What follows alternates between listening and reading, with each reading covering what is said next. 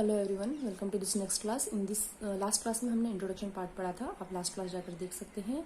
If you are new in the channel then please subscribe, make sure that. And in this class we start the exercise 5.1 question number 1. Chapter is our introduction to Euclid's geometry, right? So first question is, which of the following statements are true and false? Give reason for your answer. This is your first question of exercise 5.1. So question number 1 is, only one line can pass through a single point. Does it true? Let's check. Only one line can pass through a point. Suppose this is a point and I can draw many points on this line, right? So this given statement is wrong, totally wrong. So this is our false, because from one point we can draw many points. Okay. Second question is, there are an infinite number of lines which passes through two distinct points. Is it true? No. Why? जैसे कि single point था तो many lines हो जाता, और अगर जब 2 points होता है तो only one line we can draw, not infinite. So this is also false. There is only a one line between the 2 points, right? Next part, a terminated line can be produced indefinitely on both the sides.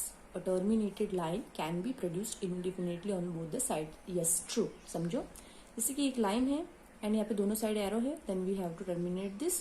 So this is produced indefinitely, right? Line segment क्या होता है? जब एक line होती है तो उसमें से एक पार्ट लिया जाता है जिसके 2 एंड्स होते हैं, तो उसको हम कहते हैं लाइन सेगमेंट. वो जब होता है तो एक फिक्स होता है, we can't expand it. Arrow क्या होता है? लाइन के एक साइड में एक एरो दिया होता है और उस डायरेक्शन में हम उसे बढ़ा सकते हैं, तो that is called arrow. We can increase in that direction, right? Next part, if 2 circles are equal. Suppose 2 circles are equal, then the radii are equal. अगर ये 2 सर्कल इक्वल है, वो इक्वल कब होगी? कब हम एक सर्कल ड्रॉ कर सकते हैं? जब उनका रेडियस इक्वल होगा. तो इसका भी रेडियस 3 होगा, इसका भी रेडियस 3 होगा, then we can draw a circles which are equal to both, right? Next, if 2 circles are equal, then their radii are also equal. True. If AB is equals to PQ and PQ is equals to XY and AB is equals to XY, you have आपको एक figure दे रखा है और इसमें कहा है AB is equal to PQ, PQ is equal to XY. तो ये जो AB है वो XY के इक्वल है. ऐसे तो हमें दिख रहा है इक्वल है, फिर भी हम एग्जाम्पल लेते हैं. Suppose AB is equals to 5. AB अगर 5 है तो ये PQ के बराबर है, तो PQ भी 5 होगा. PQ किसके बराबर है? XY, तो ये भी 5 होगा.